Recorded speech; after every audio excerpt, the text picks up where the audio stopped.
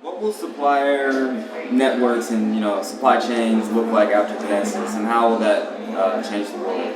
I think there's going to be a lot more collaboration. I can see the world moving more towards like ecosystems. One of the things that was a pet peeve of mine was, as a supplier, to have to go and register on the portals of all these different companies that you wanted to do business with. But if I could go to one place and put my information in one time and then just send that profile out from that place, like having kind of a LinkedIn of supplier management, if you will, a single supplier profile that can be shared anywhere in the world. That's essentially what we've created with. If you think about my CBC and my connection, we've kind of created this portable profile that captures all this information, your diversity information, your financial information, just profile that you can actually share. Just like you can share a LinkedIn profile, you can share this My Connection profile with anybody. And that's really where I see the world going, is more of a shared environment where just eliminating this duplication and this repetitive efforts to recreate the wheel. Just create it one time. Again, just like LinkedIn, you don't have to go, if you're applying for a job, you just apply through LinkedIn, right? You don't have to it's like every time you want to share your information with someone, you don't have to create your profile over. Exactly. You can just send it out. Just park it. It's parked. It's parked at Connexus. You know what? You can go view my profile on Connexus, or I can send it to you. Technology you guys use? Are you guys using AI to do any of this, or are you guys using? We are building. We actually. That's interesting that you asked that. So yeah, I mean, definitely some elements of AI that we're building into the platform. Machine learning. I mean, when you think about profiles of different buyers searching for certain supplier characteristics, being able to sort of point to metadata to say, hey, yeah, if you're interested in this, if you're searching for suppliers like this, you may want to check out this set of suppliers as well. Just automating a lot of the search. Yeah. Yep. Mm-hmm. Economic impact report on how buyers, suppliers are impacting their local economy. Yeah. Can you tell me any stories about maybe where that is really happening? I know you guys, even though you guys been around 6-7 years now. Well, we've been around. Yeah, we've been around longer than that. But yeah, our economic impact report has probably been. We probably rolled that out 4 years ago. And the nice thing about it is it leverages the data that's already in our platform that we've already sort of validated and enriched. So it really makes it easy for to crank out and produce a report.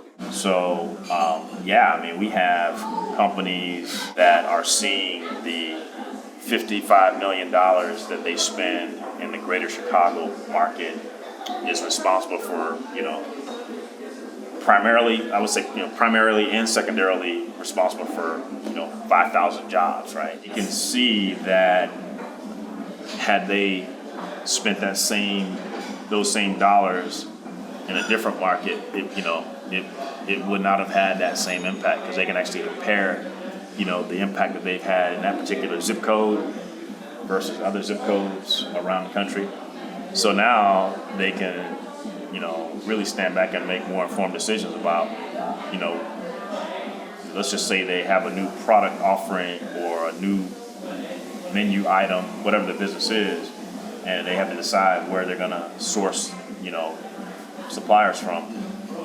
Well, they can use our data and determine that, this zip code in Chicago is perfect, because not only can we actually go in and help create jobs, but we can actually help this particular neighborhood or this particular hub zone, revamp itself and drive investment, because now, if there are suppliers in this particular market that are attracting,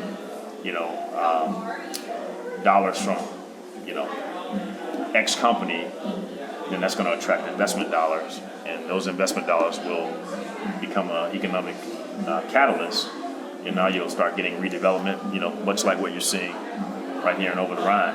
And so that's, I think that's the domino effect that everyone hopes for. but we can actually see it. Our data can actually provide the insight to help companies make more informed decisions. You have an interesting startup story, like really, probably every wife's nightmare, mother's nightmare. Yeah. Leaving or like a really good job and,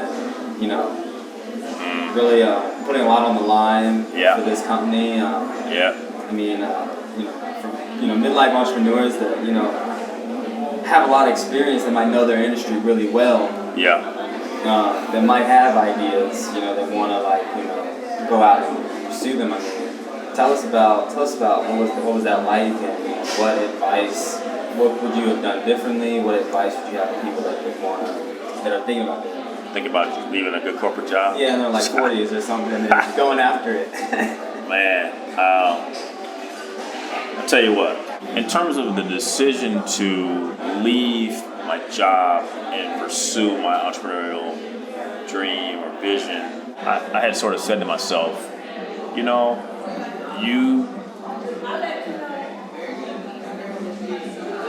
you'd be a fool not to, right? Because if you don't, you'll look back with regret. While most people say the risky proposition, I flipped it and thought of it as it'd be a risk for me not to do it. I think it was a little bit harder because, my family had gotten accustomed to a particular lifestyle. It's not like we live like extravagantly, but it was pretty comfortable, right? Always had a steady paycheck, right, since I graduated from college. And so to go down this path of uncertainty, it wasn't about me. It was about the family, right? My kids. I have 4 kids, right? At the time when I started, I had 3, but preparing to go to college and all that stuff. So you putting all this stuff at risk. So it was really important to get the support of my wife and family. And it's interesting. We went through a lot of periods where I did get a paycheck and 4 years without getting your first customer, right? Yeah, and so there was a lot of time. So there was a lot of time with no paycheck, and like my son even interned with us one summer, and I was like doing speaking to a group that had come into our office about my startup story, and he listened. He was shocked when I kind of told everybody that I had to go home many times and tell my wife that we weren't going to get paid, and by the way, I got to lend the company some money to make payroll. And my wife just told me later on, she said, "Oh my God, Dane came home, I said, Mom, I didn't know that. I didn't know Dad wasn't getting a paycheck, blah, blah, blah." He said, "I didn't know." And she, I think that gave him a new appreciation for entrepreneurship. And, but I think, I believe a couple of my kids at least will be entrepreneurs. But I felt like, as I reflect back on the decision, like I felt like I owed it to my kids too, to do it. Like if I look back and regretted not taking the leap and at least trying it, then I would look back and say what could have been, and I didn't want to do that. Like somebody asked me if I had to name the title of my life story, what would it be? And I thought about it after that. I couldn't think of it at the time, but later I reflected on it. I said, you know what? It would be no regrets. Like I gave it my all, right? I gave it a shot. So I felt like I owed that to my kids, that legacy of, even if I failed, at least I tried, right? You recently said that you believe that Connexus is $1 billion company. Correct me if I'm wrong. I think Connexus, ultimately, the value, absolutely.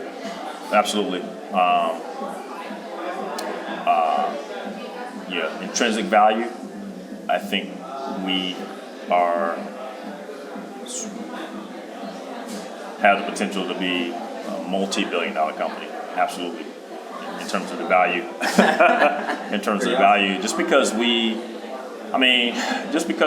created, something that is so unique, and I think our supplier data gives us this proprietary value that that no one else has. I think the other thing that we're doing that's important to note is we're building value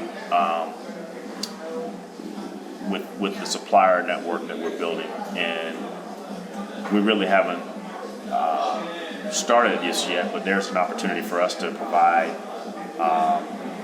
a lot of value-added services to the suppliers. So we're able to gather insights about suppliers, financial needs, right? So there's an opportunity for us to leverage the data and around the platform that we've built to really launch new businesses, focus in other verticals. I mean, there's a opportunity for us to create financial services business to provide supply chain financing. I mean, if you think about the suppliers that are on our network and the buyers that